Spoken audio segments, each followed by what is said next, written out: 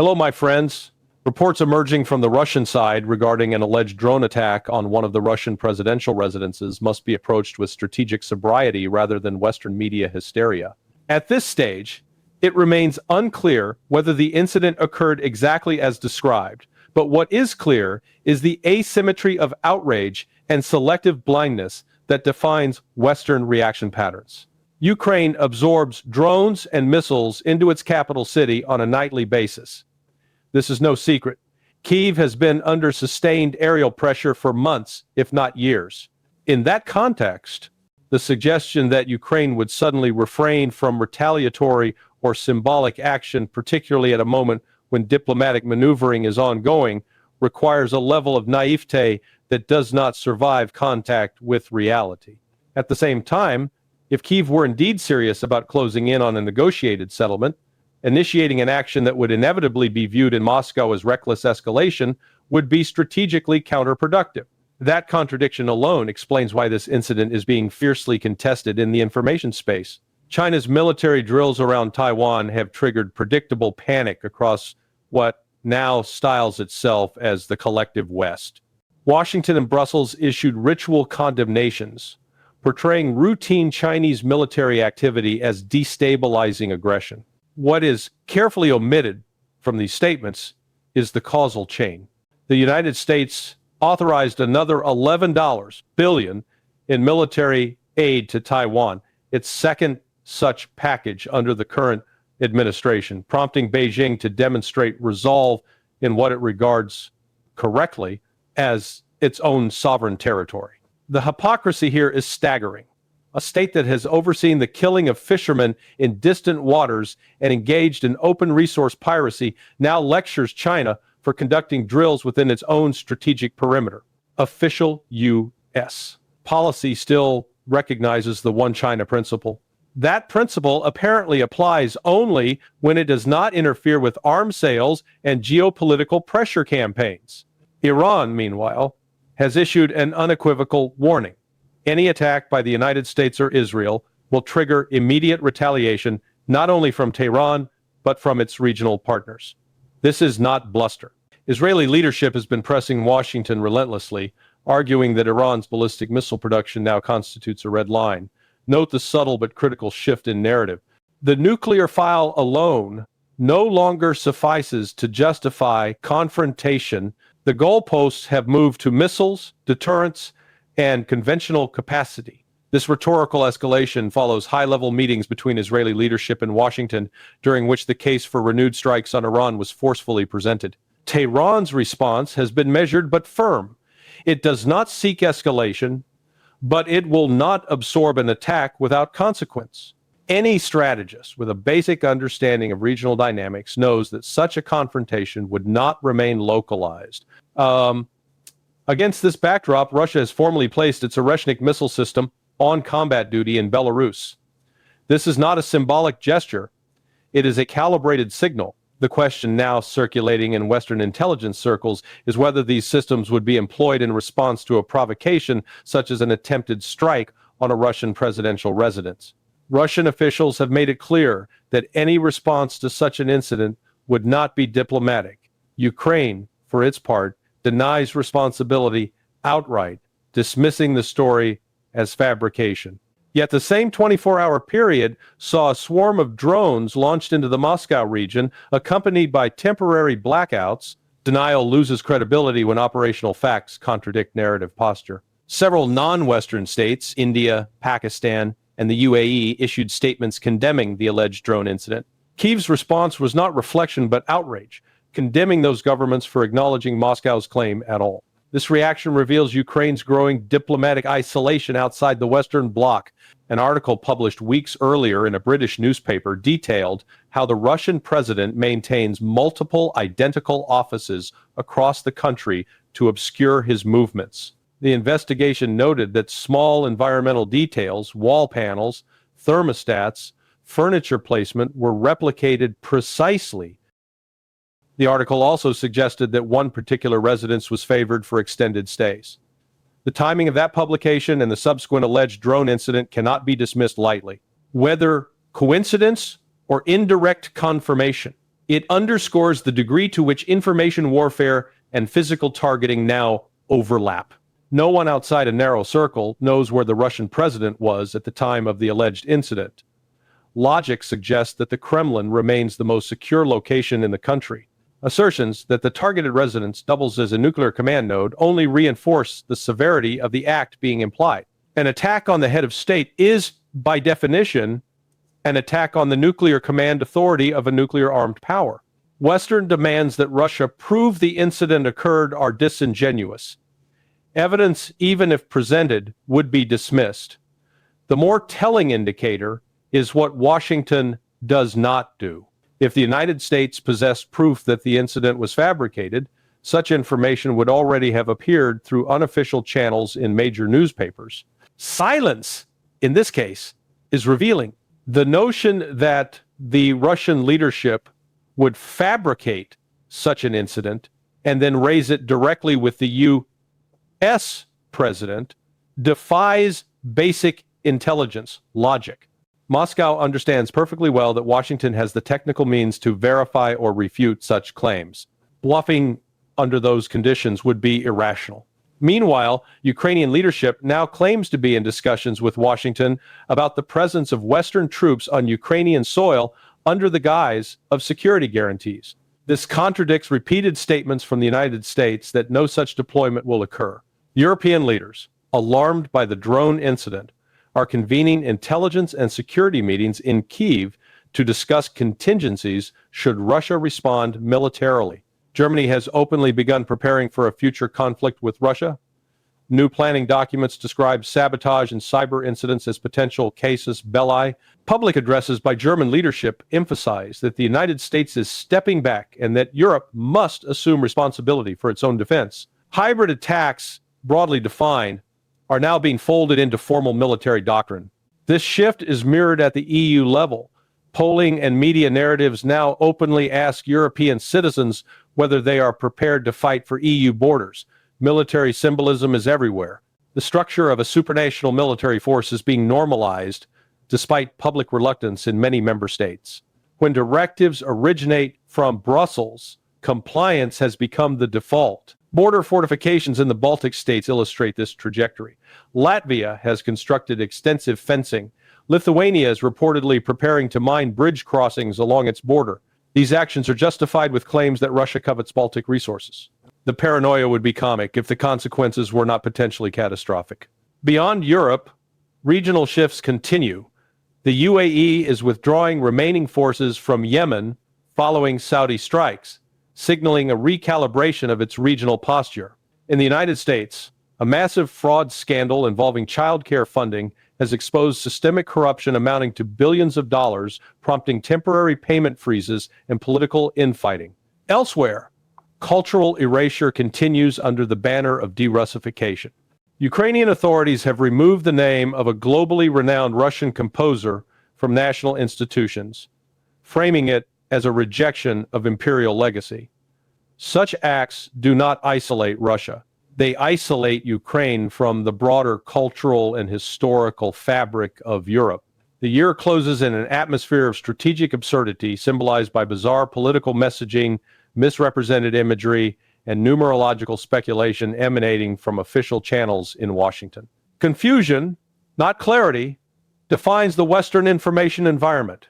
What remains constant is this: the military-industrial complex benefits regardless of outcome. Whether escalation is real or theatrical, budgets expand, doctrines harden, and lines of communication narrow. The coming year will determine whether current posturing was bluff or preparation.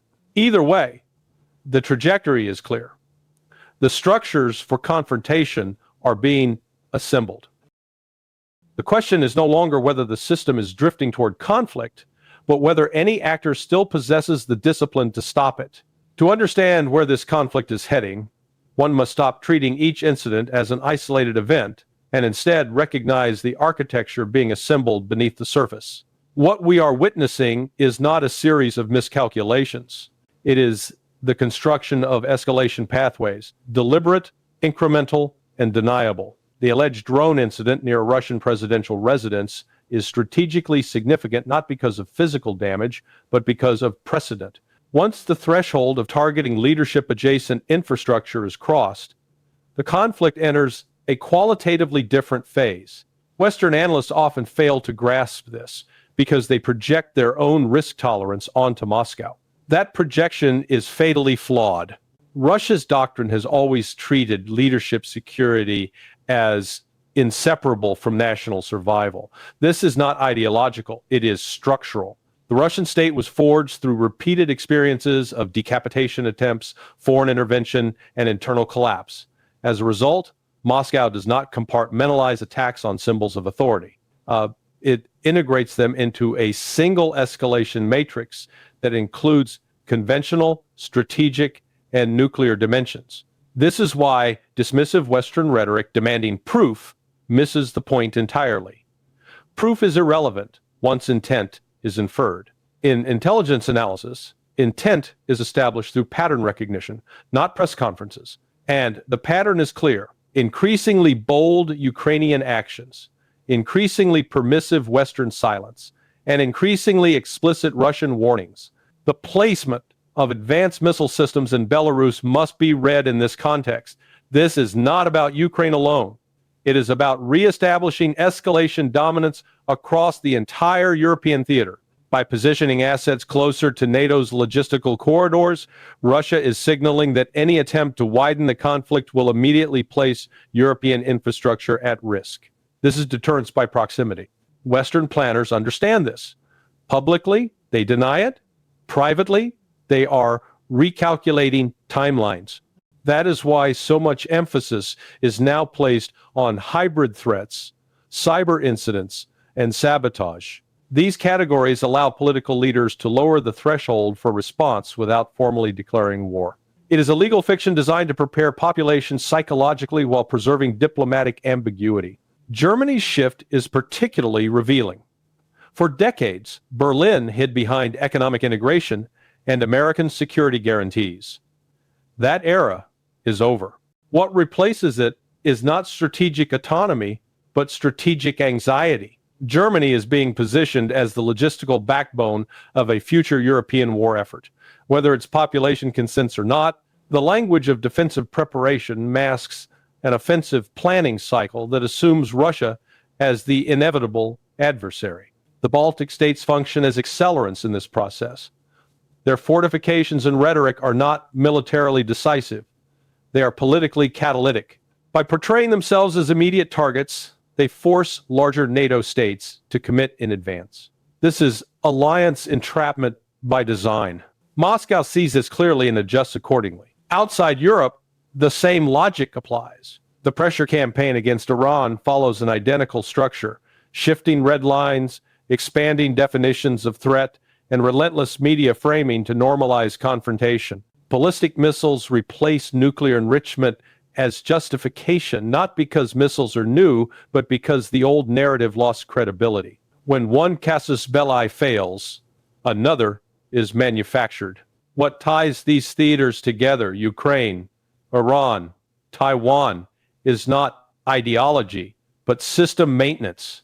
The post-Cold War order is breaking down, and the institutions that benefited from its unipolar moment are fighting to preserve relevance. Conflict becomes not a failure of diplomacy, but a tool of continuity.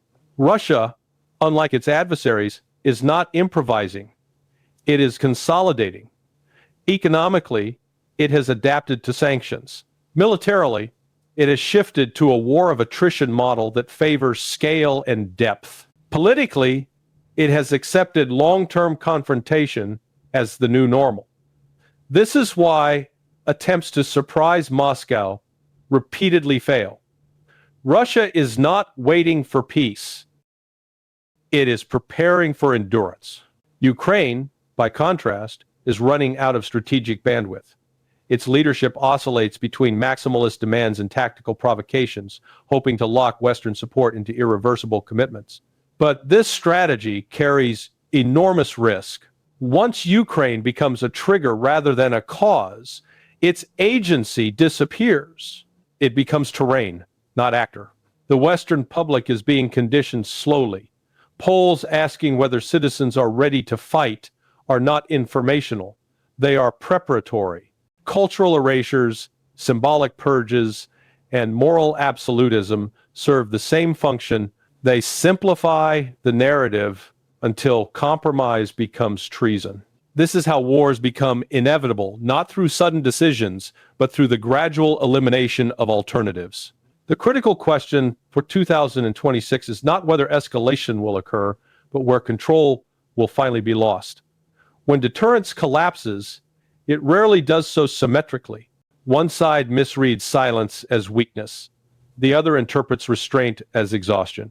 History shows how that ends.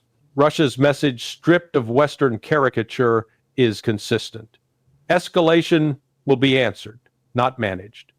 The West continues to test that boundary, convinced that Moscow will blink first. That conviction is not supported by evidence, only by habit. And habits in geopolitics are often fatal.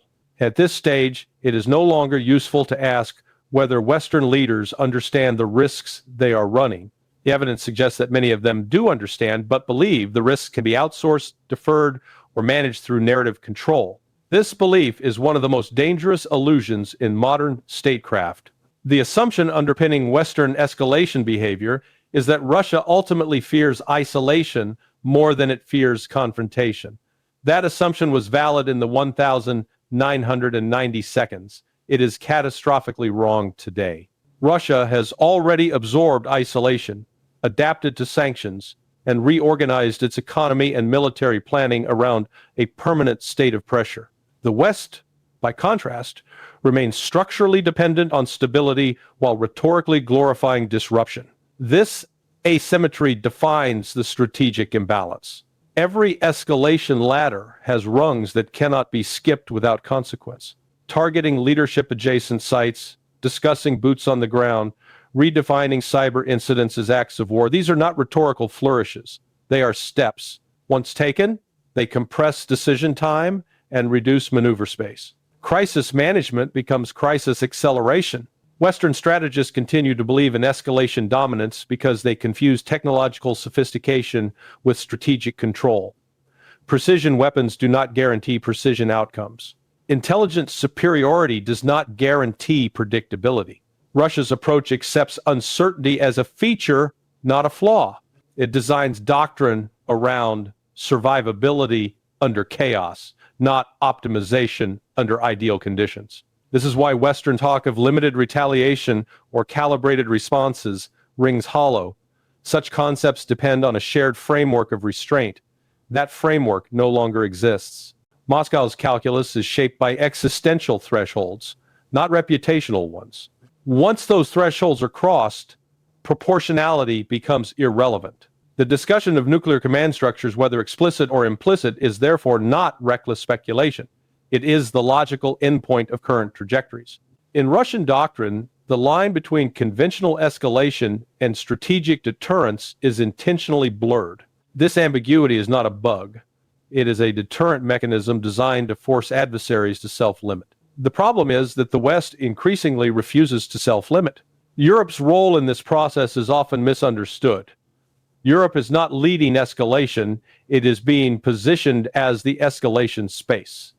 German rearmament, Baltic fortification, and EU-level militarization are not expressions of sovereignty, they are preparations for absorption. Europe becomes the buffer, the battlefield, and the bill payer. The rhetoric of defending European values disguises a harsher reality. Europe is being asked to internalize risks that Washington prefers to keep offshore. This explains the urgency of narrative conditioning. Populations must be convinced that hardship is moral, that sacrifice is inevitable, and that dissent is dangerous. Ukraine functions within this architecture as both symbol and catalyst. Its leadership understands that time is not on its side. Manpower, depletion, economic exhaustion, and dependency ratios are unsustainable. The strategy, therefore, is to internationalize the conflict irreversibly, forcing Western states to cross lines that cannot be uncrossed. But this strategy cuts both ways. The moment Ukraine ceases to be a war about Ukraine and becomes a war through Ukraine, its political relevance diminishes Decisions shift elsewhere, outcomes are negotiated over its head. History is littered with examples of proxy states discovering this too late. Russia, meanwhile, is not in a hurry.